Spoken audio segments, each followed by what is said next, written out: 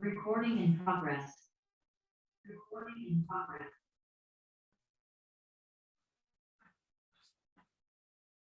Everyone, please mute yourself. Everyone, please mute yourself.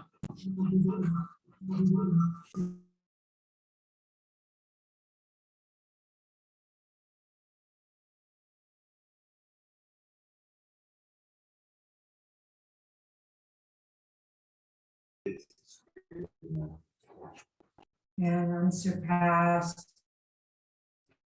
penetrating and perfect Dharma is rarely met with, even in 100,000 million kalpas. Having it to see and listen to, remember and accept. I vow to taste the truth of the Tathagata's teaching.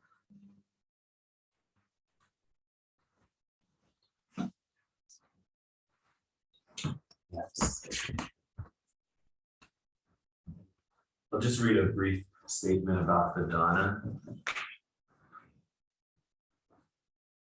In Buddhism, when practitioners share their understanding of the teachings and practice, it is offered freely as the practice of dana paramita. Dana is a Pali word that means generosity or to give freely, and this practice is done without expectation of getting something in return. This is the spirit of speaking about the Dharma. Other ways to practice dana are to offer support to those who share the teachings, support places of spiritual practice, and to give without judgment or expectation when opportunities arise. Those who share the teachings at Great Tree do so on a dana basis. Please support their practice by giving what you can. And you can do this directly through the Great Tree website or through the mailing address, which I can put in chat. I'm not sure where to look.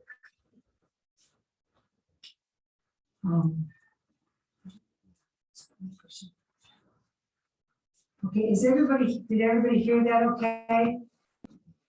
Okay, good, okay. This morning's Dharma talk will be when the Buddha awakened, the precepts were there. It will be given by Reverend Teijo Munnich. She is the abbess and founder of Great Tree Zen Temple. She studied with Dainan Kadagiri Roshi from 1975 till his death in 1990. And already, after she was ordained by him, already in 1985, she had envisioned starting a Zen temple with, at its heart, residential practice for women. So Great Tree was established in 2004 and opened its doors in 2005. She's now been a priest and teacher for over 40 years. She did that off of memory. I'm impressed. Good morning. This particular quote I first heard from a Japanese teacher who was a friend of my teacher's. You can hear me okay? You can understand me? Okay. And I don't even know when it was. It was like the early 80s. And I remember when he came and taught us at our monastery in Minnesota. And I remember when I heard it, that when Buddha awakened, the precepts were there. I was really taken by it. I have it in my notes every once in a while. I come across it. What does that mean? It's an interesting, it's one of those quotes that just popped out at me. And yeah, you know, when I try to think about it, I think, well, I don't even know what that means. So somewhere in this body, mind, I guess I do know what it means because I really responded to it. But one of the things that's kind of interesting about this particular subject, and I've written down a few notes, which I'll share with you about my thoughts about this, but it's been very busy around here lately. because there's several different things going on at once, and I have a little trouble keeping track of which I'm doing at what time. So I was thinking, oh, how can we be able to talk about this? But this morning it occurred to me that that's the perfect time to give a talk, is when you are really scattered, because you have to make some attempt to focus, although I'm not promising anything. And it also occurred to me that that particular experience of being pulled back to the practice by a commitment that you've made to give a talk or to do whatever it is that you're going to do within, to do a sesshin, to make a raksu, to receive the precepts, whatever it is that you've made a commitment to, that when it brings you back, when the practice brings you back, you experience the awakening. So yesterday, as I was thinking about this, I wrote down, when the Buddha awakened, the precepts were there. And then right after that, I wrote down, when we awaken, the precepts are there. And I have a series of lectures transcribed that I transcribed of Shohaku's about the precepts. And of course, he talks about the history of the precepts, and he compares the different understandings in the different cultures with the understanding of Dogen Zenji. And essentially, Dogen Zenji is saying exactly when we awaken, the precepts are there. He says, when we awaken to that everything is always changing, which is something we can't consciously understand, because in the realm of everything is always changing, we are part of that, so we're changing, and it's changing so fast that we can't possibly, by the time we think about it, it's history.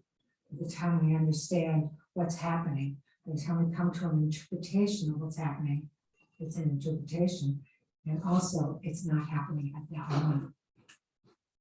So to experience impermanence happens when we let go of our concept of time and our concept of holding on to any concepts that we, even for a moment, adhere to. And this is what happens in Zazen. We may notice that we're thinking a lot. When we notice that, then we're not, just even for a split second, we're not caught up in that thinking. The problem with thinking is that our mind gets stuck in it.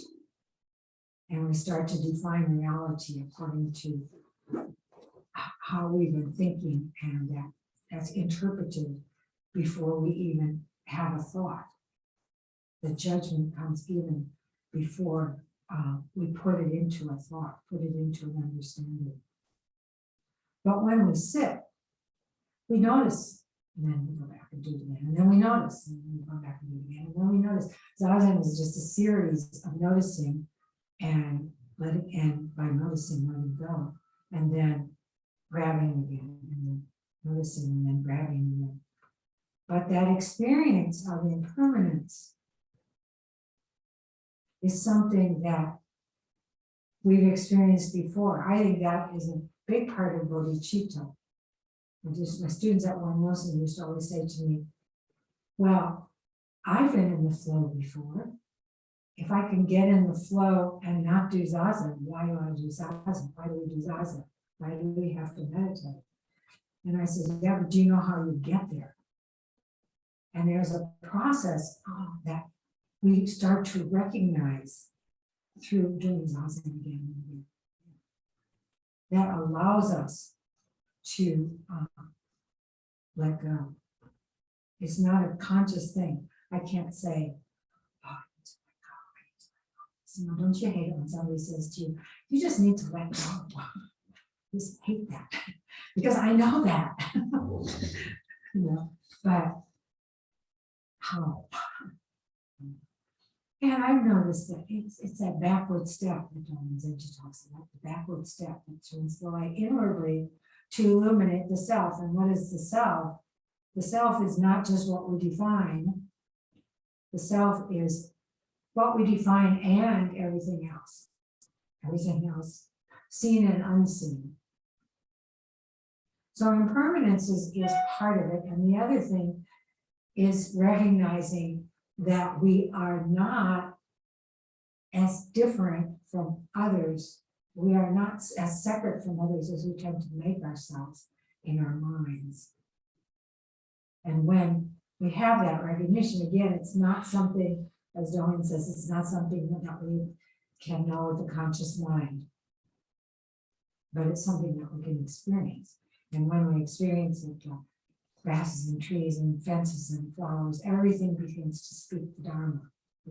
And what is that? You know, it's called the voiceless voice of the universe, because it's not the usual voice. It's not the words. And the trees don't speak in words. Stella doesn't speak in words, but she communicates. She tells me stuff.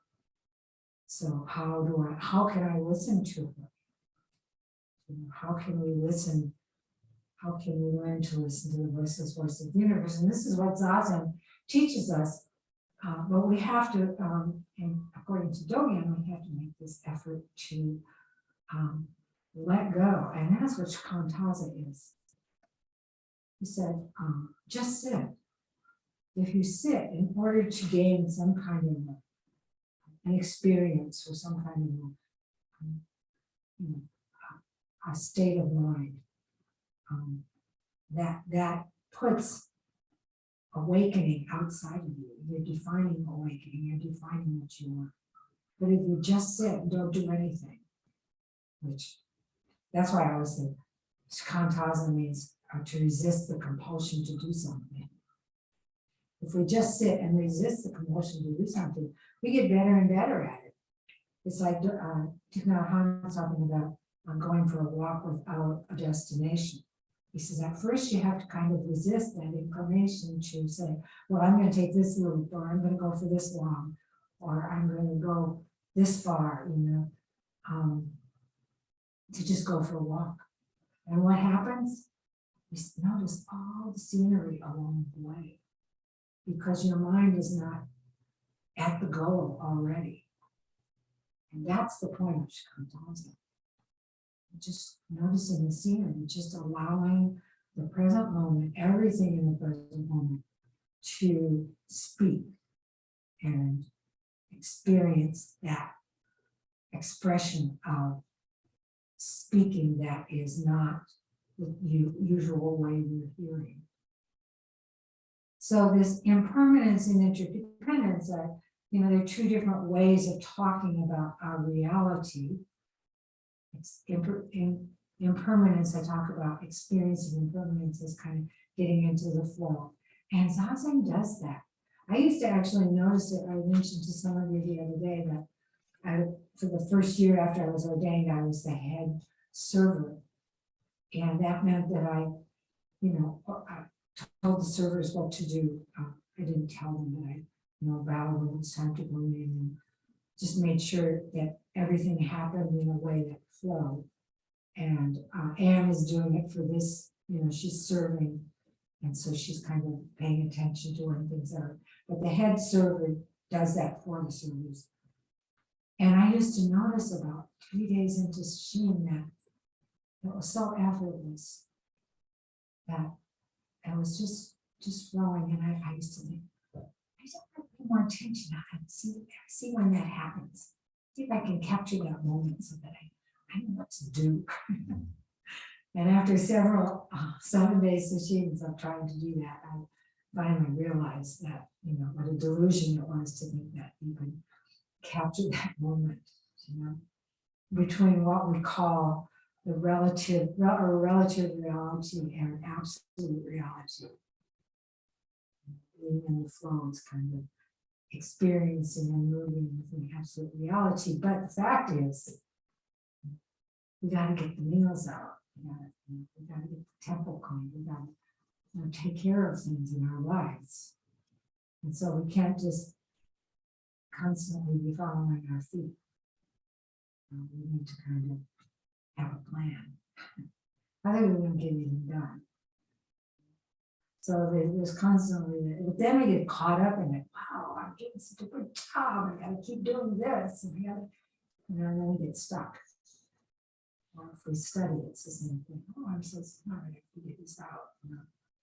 There's not, the teachings are not just a matter of knowing, even from our own experience, but again and again, letting go so we can really experience reality. And it's a very interesting thing about this quote about the Buddha. When the Buddha awakened, the precepts were there. And when we awaken, the precepts are there. Because when we really awaken to these realities, when we are really able to be present with life, with all of life, then at those moments, we can only operate in harmony with life.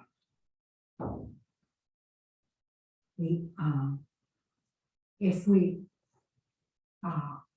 act in ways that are disharmonious to other kinds of life, they're also disharmonious to us. We create lack of harmony within our own energy field. You know, in the Vimalakirti Sutra,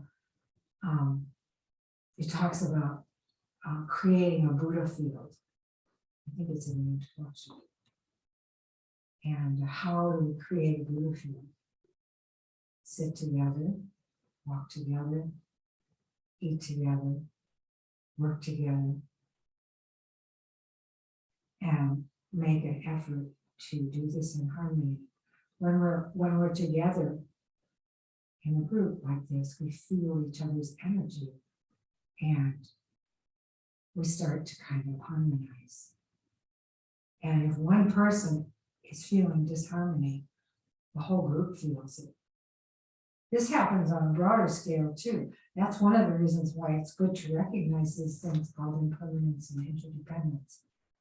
Because sometimes the way we're feeling, sometimes it has to do with the way we're acting, but sometimes the way we're feeling has to do with what's happening in bigger life, energetically. You know, if there's people that are creating disharmony in a big way, that can spread, as you know. And that's why that's when it's even more important for us to do a spiritual practice and continually strengthen that intention to create peace and harmony, which is the purpose of our practice. And for those of you who sewed Raksus, you know that it's, well, this big robe is too. It's a picture, it's little pieces that are stitched together to create a pattern of a rice field in which all beings exist in peace and harmony. And that's the purpose of this practice. So a lot of times people talk about the precepts as coming from Buddha's community and the rules that he made when they were all together and to create community harmony. But actually those precepts are the 250 or 150 precepts that were for the monks, and they were specifically for living together in a community in 5th or 6th century India. So they're very specific, and they aren't even applicable to lay practice or even the way Zen monks practice out in the world.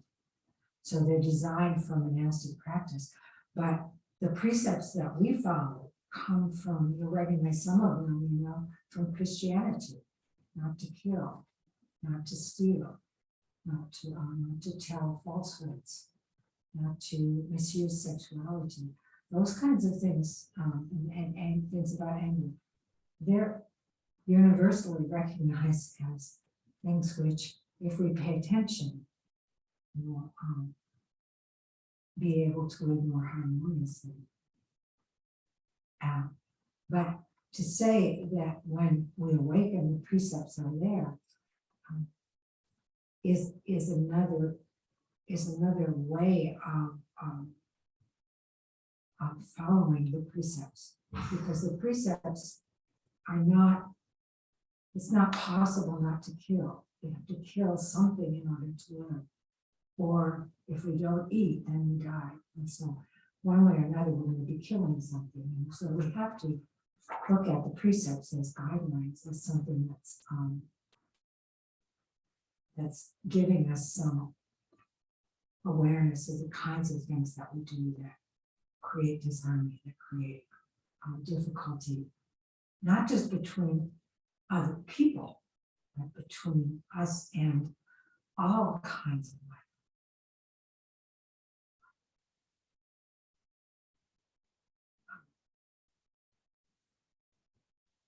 So maybe I'll take a look at these notes and see if there's anything that I can. Oh yeah, I was thinking about Buddha's awakening. So what is awakening? And it's the same thing really that we all experience when we sit. And that is,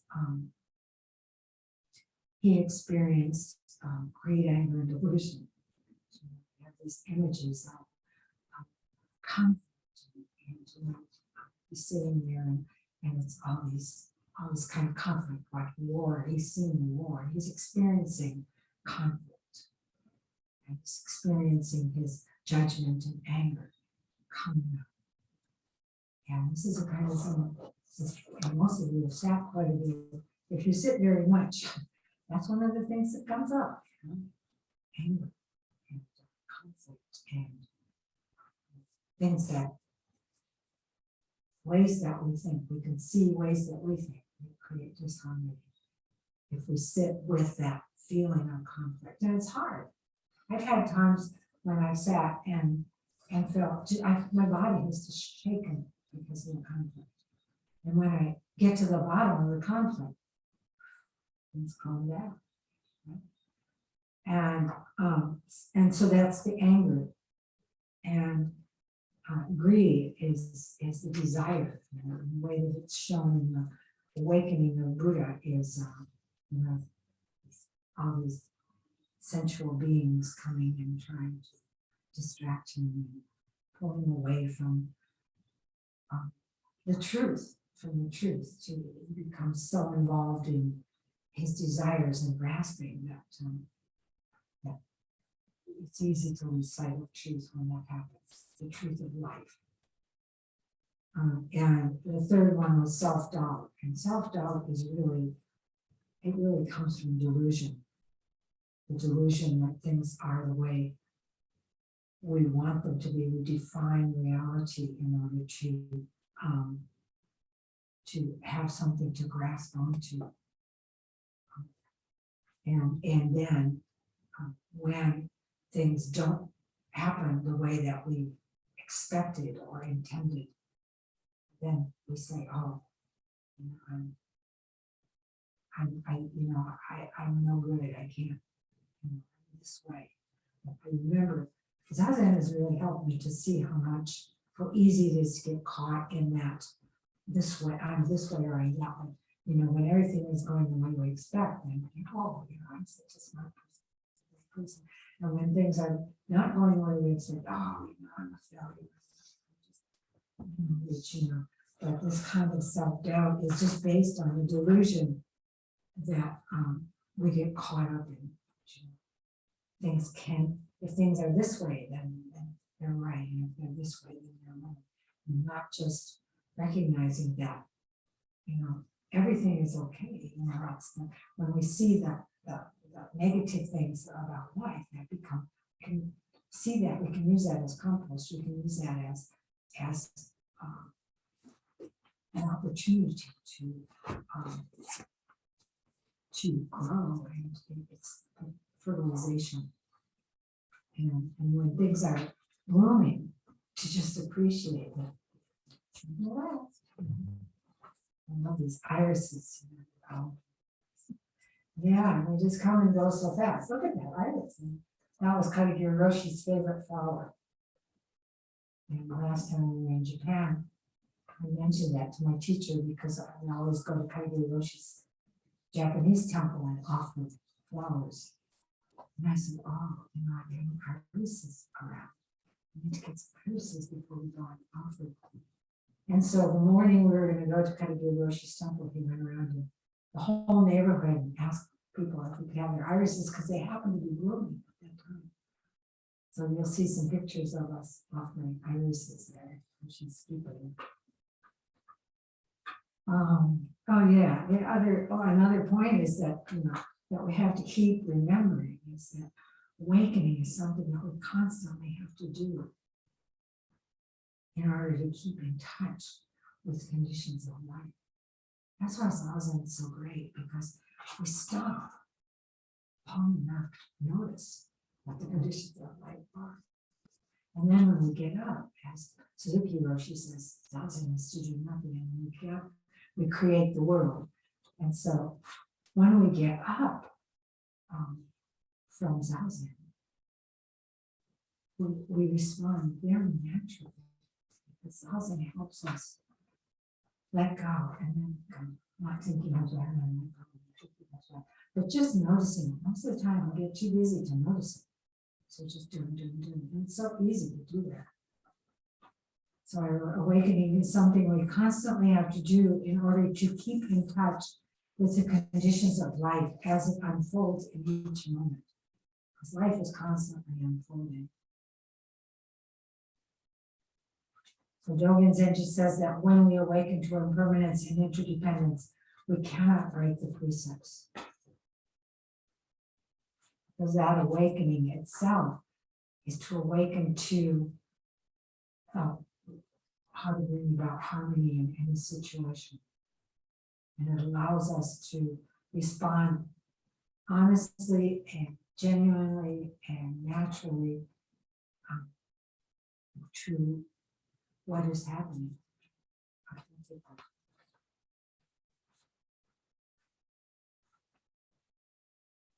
So Dogen Zenji says that when we awaken to impermanence and interdependence, we cannot break the precepts. This is because we're able to be present with what is, and all activities of body, speech, and thought naturally respond naturally. So when we awaken, when we get up from Zazen, and it doesn't just happen in Zazen, you know, Zazen teaches us so that when we get out and do our everyday life, maybe we need a mindfulness bell, but we notice, doing this one. You know, I'm getting compulsive again, deep breath. We get to the stoplight and we say, oh yeah, take a breath at the stoplight. That helps me so often, I just can't tell you. Because the stoplight's in Asheville, I really want it. No matter what you do, you're always going to get stopped. And if you sit there, if you take a few breaths, you say, okay, I'm not really in that much of a hurry. I don't have to. If the guy says, if my car is going 70 miles an hour, I am going 70 miles an hour. That's a big little mantra. Oh yeah, and the other point I wanted to make about receiving the precepts. This is a precepts weekend for those of you who may not know that. We're having a ceremony, Chikai ceremony tomorrow. Chikai means, Ju means to receive, and Kai means the precepts. And any of you who have listened to me long enough knows within in the character of receive is also to give. And so Ju means giving and receiving. So some people will be receiving them. And those of us who received precepts before, in a way, we're all sharing our experience of giving the precepts. There's a few people here who have received the precepts, so they're coming to offer support. And also, we renew the precepts every time we go through the precept ceremony. And I was out in Los Angeles, we're having a big called a Dai Jukai. I think it might be on Zoom. And Jimio and I are involved in it, and Trey is going to be out there participating as someone who's once again receiving the precepts, and Brooke Emu is also going to come, so that we could bring 2 people from the temple. And so we've been getting training for that. Everybody that's involved in it, getting training. And one of the things they told us is that you can receive the precepts many times, and it's very good. This Daijukai, and Dai means big, is a way of kind of disseminating the precepts more broadly. We bring representatives from all the temples, and it just becomes, and the person who's going to be the preceptor is a person who's the representative of America in the bigger Zen world, so it travels around to Japan and to various places, and also shares what we bring from all our temples and further away. It really gives a sense of it, and that interdependence even within the Zen world, within the Soto Zen world. And then everyone from the Soto Zen world goes out into their lives. And it's a way of connecting us all with this aspiration to peace and harmony. So to receive the precepts is not to do something. It's often said taking the precepts, but actually that's not the literal translation. I've always thought that receive is such a much better way. For one thing, we always say, when you get to your precept ceremony, especially, you say, I'm not ready for this. I'm not ready to do this, and I'm not worthy. That's that self-doubt. But to recognize beyond that self-doubt that there's something bigger, and that this is very important for me to extend myself in this way, to make some deeper commitment to peace and harmony by saying, I'm going to try to do this. Even though I see myself failing again and again, I'm going to try to do this. And this is what repentance is about. At the beginning of the ceremony, we start with repentance. That means let's just let go of all that stuff. Let's just set aside for a moment anyway, those things that we do, recognize them and set them aside. And recognize that there's things that we do that we don't recognize, and set that aside too. And for a moment anyway, we're clear of all of that, experience clarity.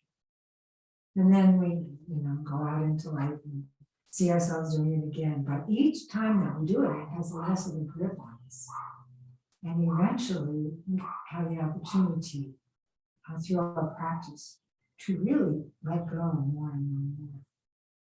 So it's a great opportunity to receive the precepts, and it gives us gifts, in a sense.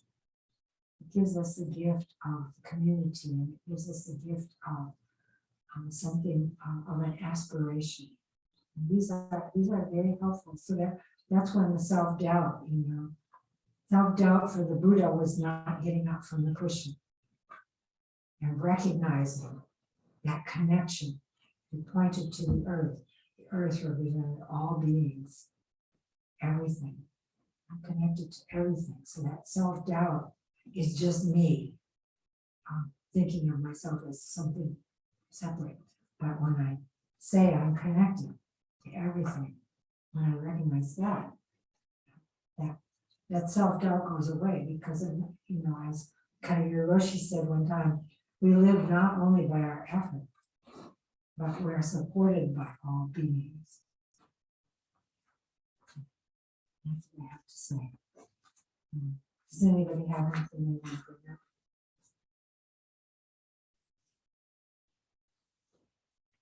I just wanted to say how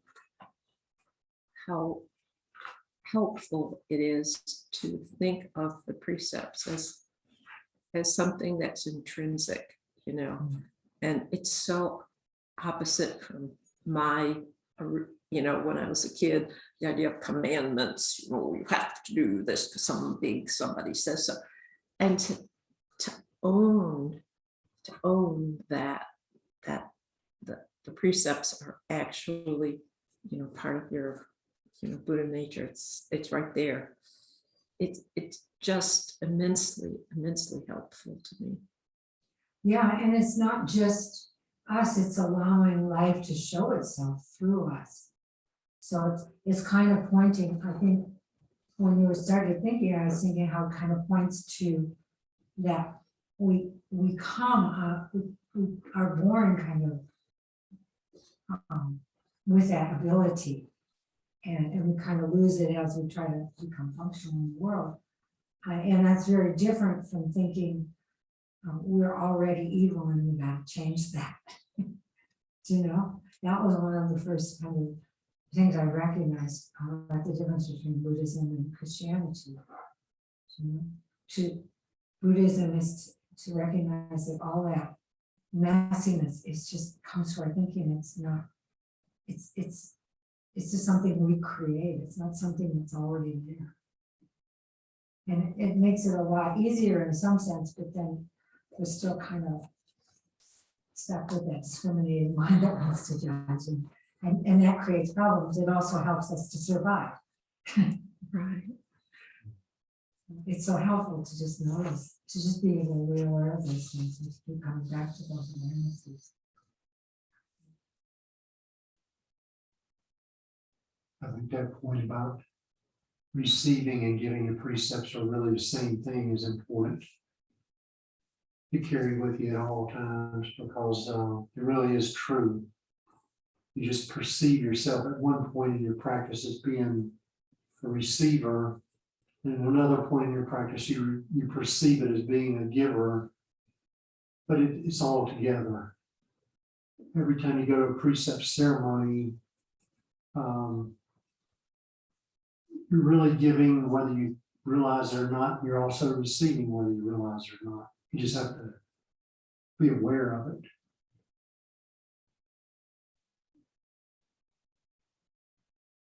I think also in our culture that we have difficulty receiving, but it's much easier for us to give. It gives us a feeling of power or control or something.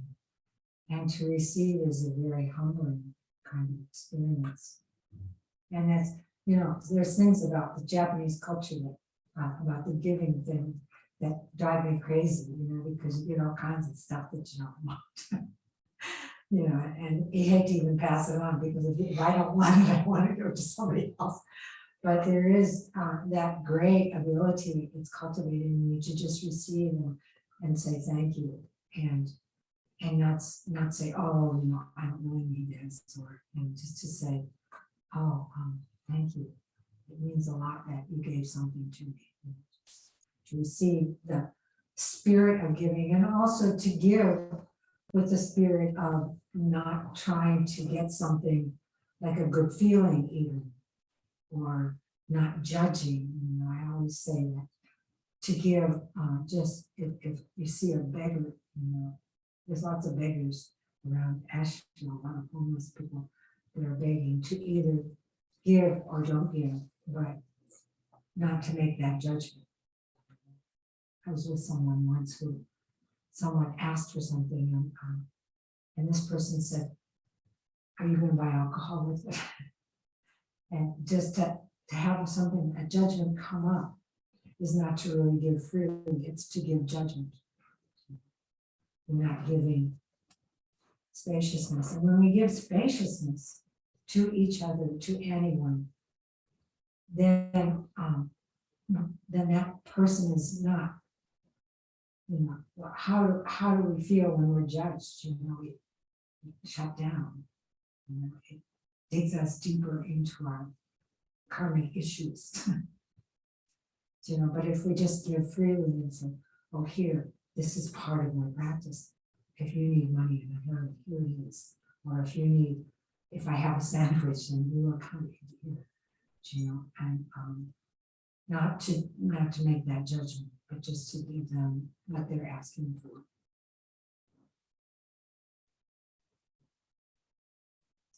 I have a question. Yeah, Trey is asking a question. Can you hear can everybody hear? Did you hear what Don said before? Yes, okay. So speak louder. To there, okay. The question about Zazen, And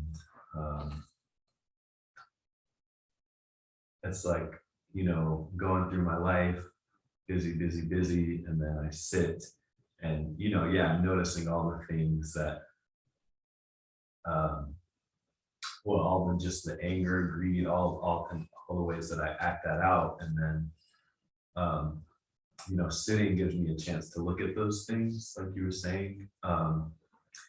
Then I struggle though, because it's hard and I don't want to look at it, but you know, I sit and I'm kind of then torn between like, oh, I really want to look at this more and like kind of figure it out and kind of get to the roots of like what was going on here. And then being in Zazen and feeling like, okay, but my practice now is just to sit and not continue spinning the gears, even though it feels like there may be some merit to kind of really being with this situation and getting kind of down to it, to the root, to the bottom of it. And so my question is like, I guess, where is that balance, or what does the practice look like in those scenarios? Does that make sense? Yeah, and I know that you've experienced this, but Shikantaza is really getting to the root of it. Mm. You know, we think that we can, if we think about it, that will get to the root of it. But the thinking actually just takes us through our own, what we already understand and what we already interpret and what we already judge. Mm. When we stop thinking, that's when we're supported by all beings. And then we can hear the voiceless voice of the universe. Mm. Then we get, oh, yeah, I see. That the way I'm thinking is interfering with getting at the root of it. You know what I mean? Mhm. Yeah. That's what I've noticed. Yeah, yeah. But that's a great question, because I think we all have that conflict of, oh, you have to think about it. You know, but recognizing it, noticing it is letting go. And each time we let go, I believe it has, whatever it is that we're thinking or judging, it has less of a hold on us. Mm. So that when we get out into our everyday life, we're not as likely to get quite as caught up in that. You know? Mhm. It takes time. Yeah. Yeah. Even the Dalai Lama says so. Yeah, thank you. Can you move the screen over? Yeah. I can't remember how to do it. Roseanne showed me.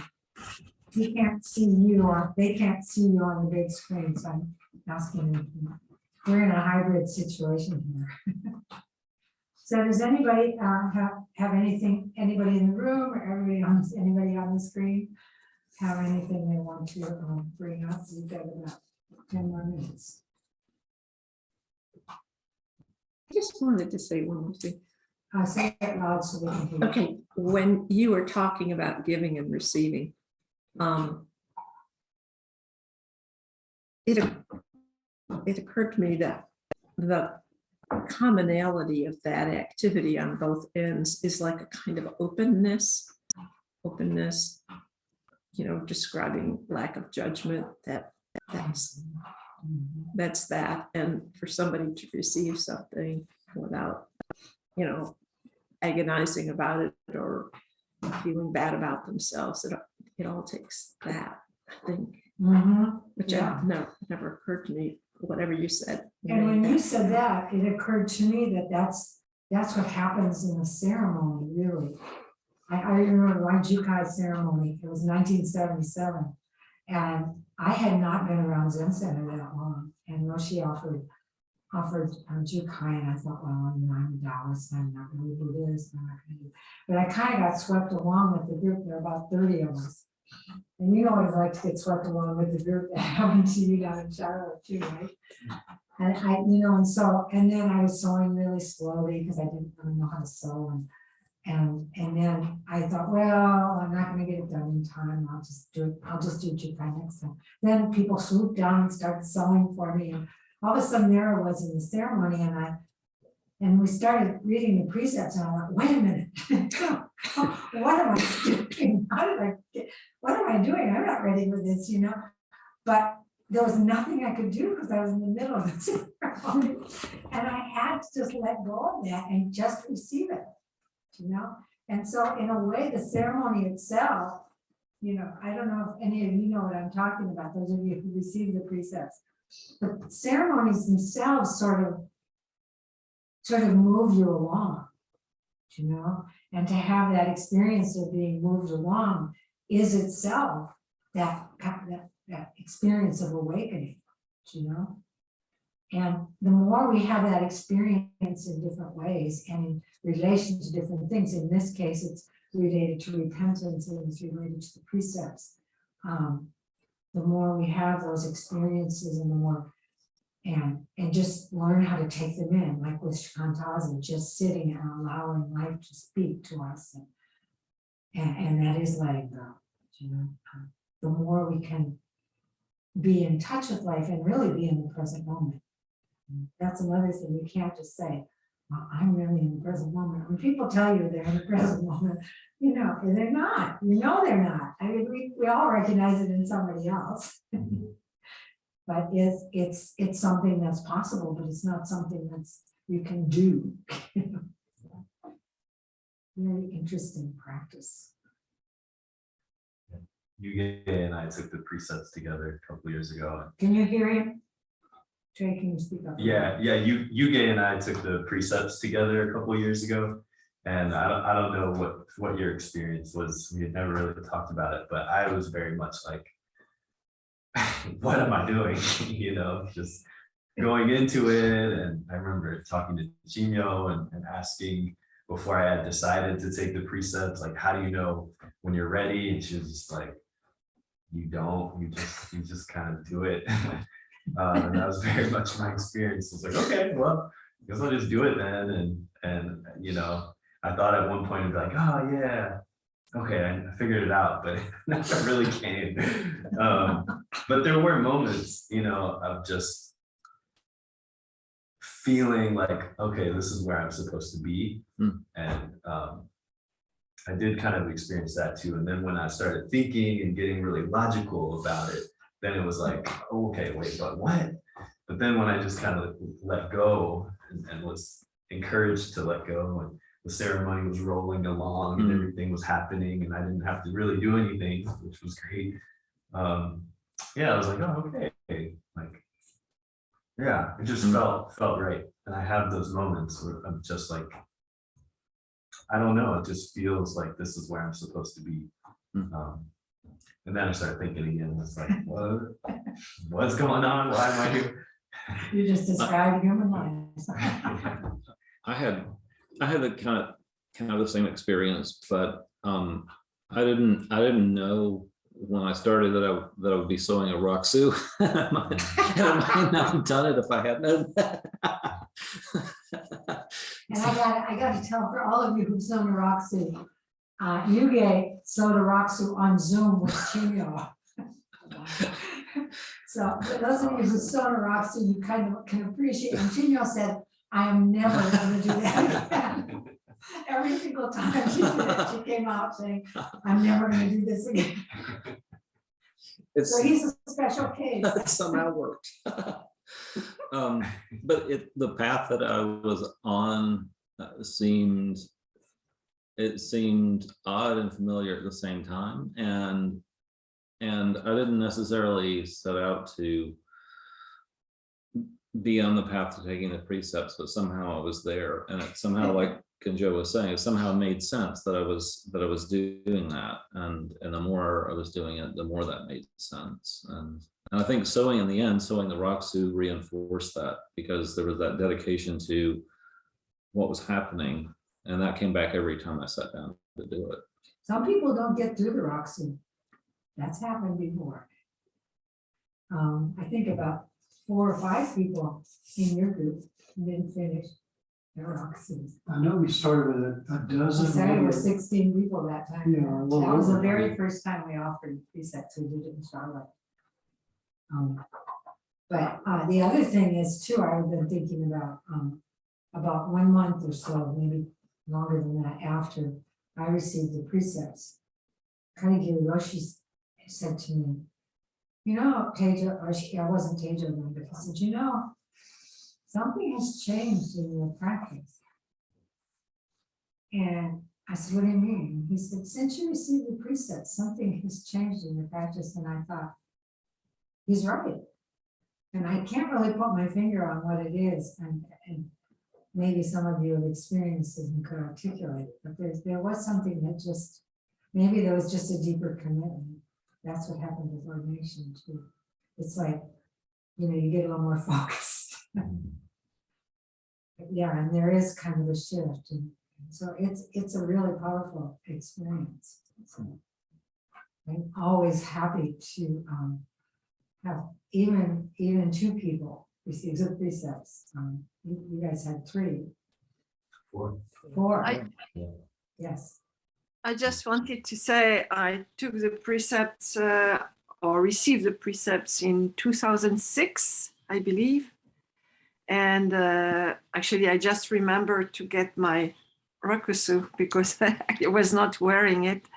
And what's happened for me is because I moved a lot, and after that, and I really felt at some point that I had forgotten about that ceremony, or that it was, you know, far away, and feeling that I was not, that it had no impact in my life. Or I don't know how to describe that, but that I had not honored basically that ceremony, and that therefore not quite worthy of it either in that way. And then there were a couple of moments that were very strong. Once was I went to a Zen temple in Santa Fe, and I had remembered to take my rakusu with me. And so the abbess asked me right away, she said, oh, where did you receive jukai, and who gave it, you know, who gave the ceremony? And I realized it was very meaningful, not just for me, but that people, it created a community, one thing I had not been aware of until that time. And then I don't know, maybe a couple of years ago, it's like suddenly I felt I went back to the precepts, reread them carefully, and it was with a different kind of understanding that was more like, oh, it's a practice, it's an everyday practice. And that might seem quite simple and easy, but somehow it had not been there with me. It was, I don't know what I made it to be, but because I was not in a, you know, around great tree anymore, because I had been moving, somehow it was kind of in a, you know, in a trunk in the attic kind of. And then suddenly what came to me was that, oh, this is a practice. It doesn't have to be perfect. It doesn't have to be finished. It's an everyday practice. And since that awareness, it's kind of like I took it out of the trunk in the attic, and it's been in my life again and more active. But that awareness of that's an everyday practice was really a revelation and a relief that it didn't have to be a commitment to some kind of perfection. And I think even though I did not realize it when I took jukai, it had been there, that perception. So Yeah, that's thank my you. experience. So thank you, Teijo. You're welcome, Yoren. Yoren means subtle lotus. Yes. So we're gonna have to close now. Do you know the closing chant, right? You wanna lead us in the closing chant? What are you doing, Charlotte? When we close a Dharma talk, Yeah, sentient beings or yeah, before. we can do that. We'll do the 4 vows as a closing. And for those of you who know, I'll just chant along. You know, we're not gonna do bells, just to. No, just chant, that's okay. Sentient beings are numberless, I vow to save them. Desires are inexhaustible, I vow to put an end to them. The dharmas are boundless, I vow to master them. The Buddha way is unsurpassable, I vow to attain it. Sentient beings are numberless, I vow to save them. Desires are inexhaustible, I vow to put an end to them.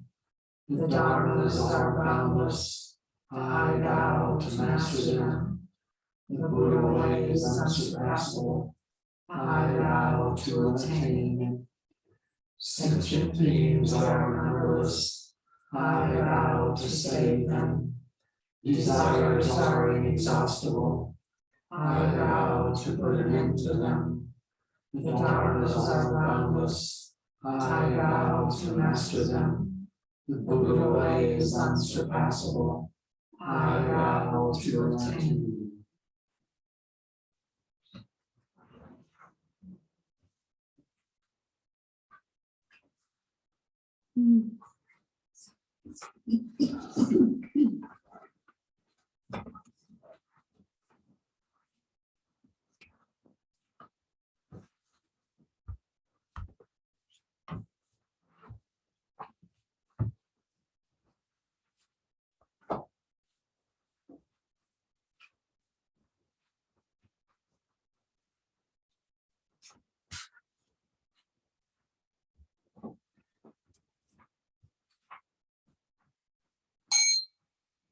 So I'll do 3 vows first and then.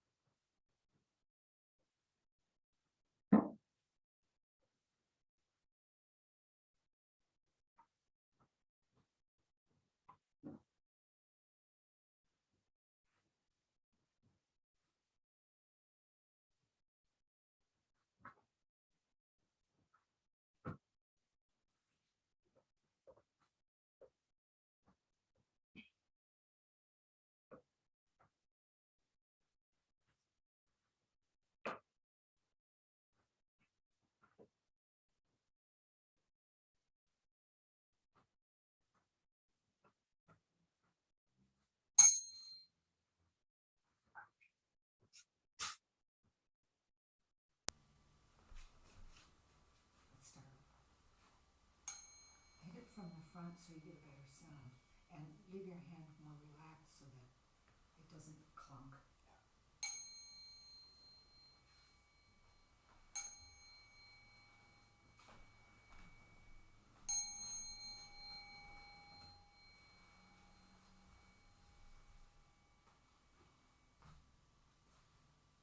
One more.